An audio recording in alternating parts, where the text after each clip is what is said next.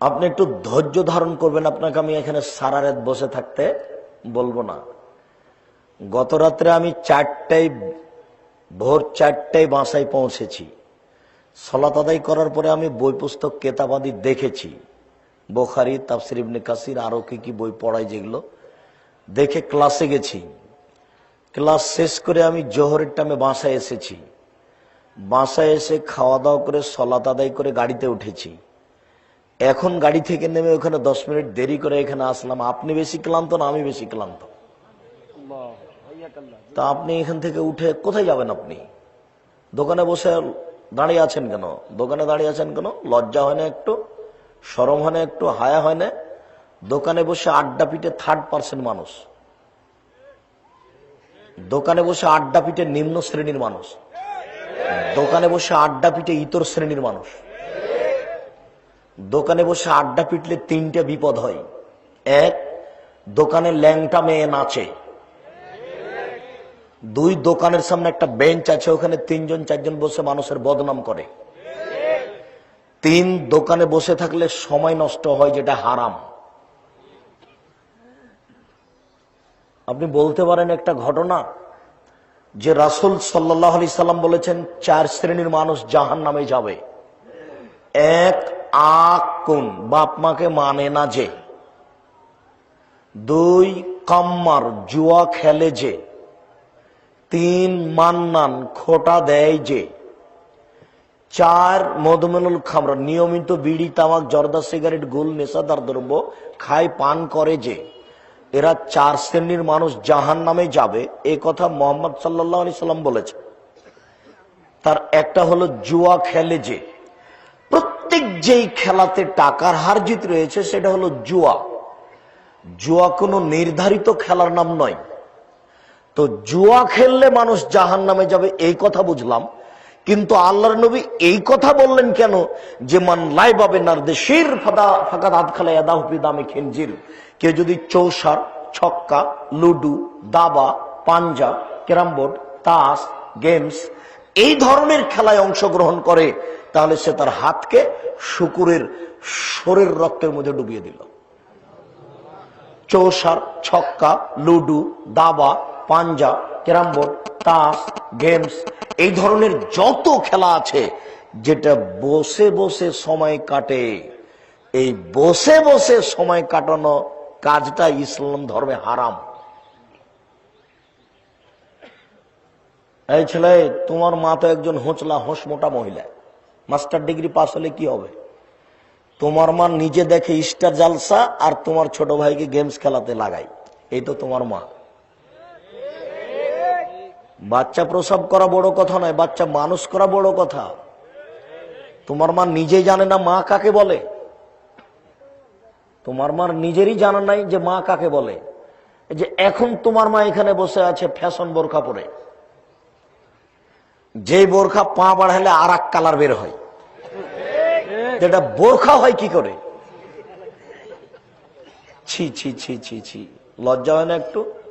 এই মেয়ে, তোমার একটু শরম হয় না? মাথায় কাপড় দাও না কেন?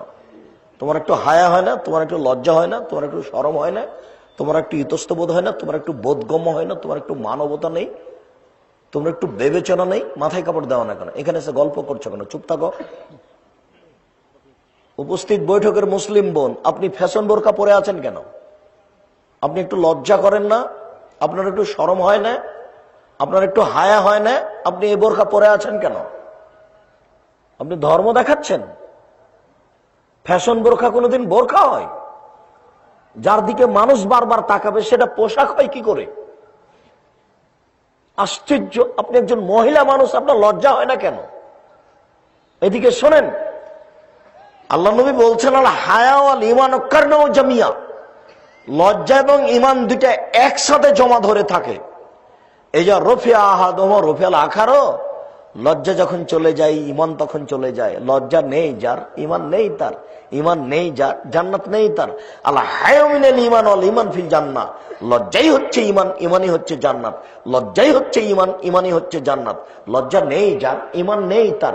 ঈমান নেই যার, জান্নাত নেই তার। লজ্জা নেই যার, ঈমান নেই তার। ঈমান নেই যার, জান্নাত নেই তার। আপনার লজ্জা নেই, আপনি এই বোরকা পরে থাকেন কি করে? ভুল হিসাব। আপনাকে সিদ্ধান্ত পরিবর্তন করতে হবে। আগামীকাল সন্ধ্যা হতে হতে আপনি পোশাক পরিবর্তন করুন, এই বোরকা পরিবর্তন করুন। আপনাকে বলছি, আপনার স্বামীরও লজ্জা নেই। এই মেয়ে শোনো, তোমার বাপেরও লজ্জা নেই। তোমরা বাপ বেটি একই, লজ্জা বিক্রি করেছো তোমরা বাজারে। ফাজলামি করো, বেশরমা বেহায়াপনা অবলম্বন করে এভাবে চলে তাহাজ্জুদ পড়ে জান্নাত কিনতে চাও? ভুল হিসাব। মানুষকে পাপী করে জান্নাত কেনার চেষ্টা করিও না। আমি মহিলাদের নিন্দা করেছি এ কথা ভুল, আমি বলিনি, আল্লাহর নবী বলেছেন ইন্নাল মারাতা তুববিলু ফি সূরাতি শায়তান ওয়া তুদবিরু ফি সূরাতি শায়তান। নিশ্চয়ই মহিলারা শয়তানের বেশ ধরে আসে, নিশ্চয়ই মহিলারা শয়তানের বেশ ধরে যায়, নিশ্চয়ই মহিলারা শয়তানের বেশ ধরে আসে, নিশ্চয়ই মহিলারা শয়তানের বেশ ধরে যায়, নিশ্চয়ই মহিলারা শয়তানের বেশ ধরে আসে, নিশ্চয়ই মহিলারা শয়তানের বেশ ধরে যায়।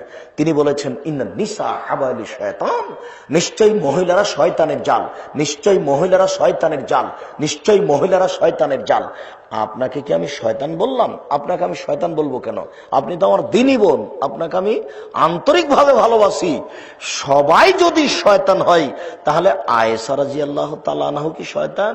নাউজুবিল্লাহ। আপনাকে আয়েশা রাদিয়াল্লাহু তাআলা আনহার মতো মনে করি। সবাই যদি শয়তান হয় তাহলে খাদিজা রাদিয়াল্লাহু তাআলা আনহা কি শয়তান? নাউজুবিল্লাহ। আপনাকে আমি খাদিজার মতো মনে করি, আপনার নিন্দা করব কেন? আপনি বলেন কি? 1 মিনিট দেখেন, এদিকে দেখেন, চুপ থাকেন, এদিকে দেখেন। আপনি 1 মিনিট, 1 মিনিট দেখেন। আপনাকে আমি খাদিজাকে দেখা 1 মিনিট দেখেন, আপনি এদিকে লক্ষ্য করেন। আবু হুরায়রা রাদিয়াল্লাহু তাআলা আনহু বলেন, যা জিবরাইল ইলান নবী সাল্লাল্লাহু আলাইহি সাল্লাম, জিবরাইল আল্লাহর নবীর কাছে আসলেন। এক খেয়ালে চেয়ে থাকবেন। জিবরাইল আল্লাহর নবীর কাছে আসলেন, এসে বলছেন হাজি খাদিজা আতাত ইলাইকা, ওই যে ওই যে ওই যে ওই যে খাদিজা, ওই যে খাদিজা আপনার কাছে আসছে। মা এনাউন ফিহে তাওম এদাম, তার কাছে আছে একটা বাটি, তাতে আছে খাদ্য, তাতে আছে তরকারি, তাতে আছে খাদ্য, তাতে আছে তরকারি। ওই যে ওই যে ওই যে ওই যে খাদিজা, ওই যে আপনার কাছে আসছে। আমাদের নবীকে জিবরাইল বলছে, ওই দেখেন খাদিজা আসছে, ওর কাছে আছে একটা বাটি, তাতে আছে খাদ্য, তাতে আছে তরকারি। ও যখন আসবে ফাকরা আলাইহা সালামা মিন রাব্বিহা মিন্নি ওয়া বাশশিরহা বিল জান্নাহ। আপনার কাছে চলে আসলে 1 নম্বরে বলবেন, খাদিজা আল্লাহ তোমাকে সালাম দিয়েছে। সুবহানাল্লাহ। 2, খাদিজা জিবরাইল তোমাকে সালাম দিয়েছে। 3, খাদিজা তোমার জন্য জান্নাতে একটা ঘর বানানো হয়েছে হীরা মুক্তা মাণিক্য দ্বারা, যেখানে কোনো হইচই নেই।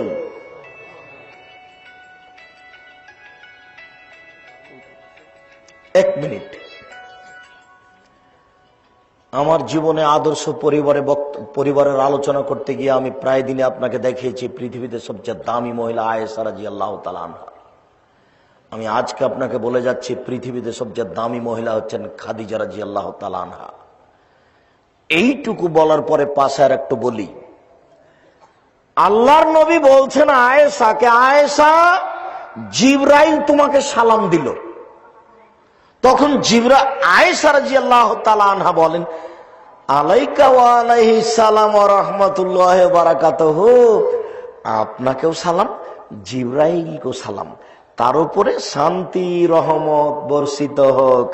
আপনাকেও সালাম, জিবরাইলকেও সালাম, জিবরাইলের উপরে শান্তি রহমত বর্ষিত হোক। তারা বলা নারা, আপনি তো জিবরাইলকে দেখতে পান না, আমি তো দেখতে পাই না।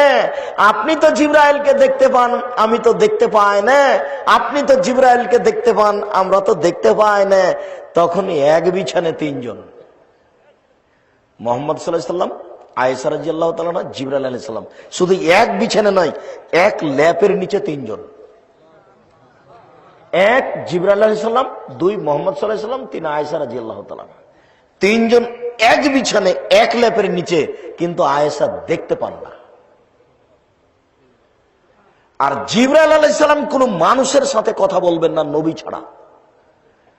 জিবরাইল বলতে পারতেন, আয়েশা আসসালামু আলাইকুম, আয়েশা তোমাকে সালাম, কিন্তু এটা জিবরাইল বলবেন না। জিবরাইল নবী ছাড়া কোনো মানুষের সাথে কথা বলেন না। মনে হয় আমি বুঝাতে পারি না কথা। যখন জিবরাইল আলাইহিস সালাম খাদিজার ব্যাপারে বললেন তখন তিনটা কথা বলেছিলেন। মোহাম্মদ, খাদিজা আসলে আপনি এক নম্বরে বলবেন, খাদিজা আল্লাহ তোমাকে সালাম দিয়েছেন। দুই নম্বরে বলবেন, খাদিজা জিবরাইল তোমাকে সালাম দিয়েছেন। তিন নম্বরে বলবেন, খাদিজা তোমার জন্য জান্নাতে একটা ঘর বানানো হয়েছে হীরা মুক্তা মানিক্য দ্বারা, যেখানে কোনো হইচই নেই। এবার আয়েশার কাছে আসেন। আয়েশা, জিবরাইল তোমাকে সালাম দিয়েছেন। কই আল্লাহ সালাম দিয়েছে, এই কথা তো নেই। আয়েশা, তোমার জন্য জান্নাতে একটা ঘর বানানো হয়েছে, এই কথাও নেই। এবার আপনি বলেন তো পৃথিবীতে সবচেয়ে দামি মহিলা কে? খাদিজাতুল কুবরা, খাদিজা রাদিয়াল্লাহু তাআলা আনহা। কেউ যদি আপনাকে বলে কেন, কি দলিল দিবেন? খাদিজাকে আল্লাহ সালাম দিয়েছেন, আল্লাহ, পৃথিবীর কোন মানুষকে সালাম দেননি, আল্লাহ খাদিজা ছাড়া। খাদিজা পৃথিবীর এক আশ্চর্য অভিনব ব্যতিক্রম মহিলা। উপস্থিত বৈঠকের মুসলিম বোন, আপনাকে আমি খাদিজার মতো মনে করি, আপনাকে আমি আয়েশা রাদিয়াল্লাহু তাআলা আনহার মতো মনে করি। আরে আপনার নিন্দা করব কেন, আপনাকে গালি দিব কেন? আপনাকে আমি খাদিজার মতো মনে করি। আমি বলছি ওই যে একটা মেয়ে আপনার পাশে বসে আছে, ওই যে দেখেন মাথায় কাপড় দিয়ে নেয়, এ হলো শয়তান, এরই কথা বলছি। ওই যে দেখেন আপনার পাশে আছে, ওই যে দেখেন দেখেন দেখেন দেখেন আপনার পাশে একটা মেয়ে আছে, ক্লাস 10-এ পড়ে, মাথায় কাপড় দিয়ে নাই। ও যেদিন ক্লাস 8-এ পড়ে সেদিন তার হাইজ হয়েছে, তার বিবাহ হলে 2টা বাচ্চা হতো। সে এখন আপনার পাশে বসে আছে মাথায় কাপড় না দিয়ে, এ হলো শয়তান, এরই কথা বলছে। ওই যে আপনার পাশে আছে, ওই যে পাশে আপনার একজন মহিলা আছে, দেখেন দেখেন, ও ছোট ব্লাউজ পরে আছে, তার পেট দেখা যায়, তার পিঠ দেখা যায়, এ হলো শয়তান, এটার কথা বলছি। দেখেন আপনি তো মহিলা মানুষ, একটু হাত দিয়ে দেখতে পারবেন, দেখেন পেট দেখা যাচ্ছে। ওর পেট ওর দেবর দেখে, ওর ভাসুর দেখে, দেশবাসী দেখে, শহরের লোক দেখে, ওর পেট নাকি ফ্রি, সবাই নাকি দেখবে। নাউজুবিল্লাহ মিন যালিক।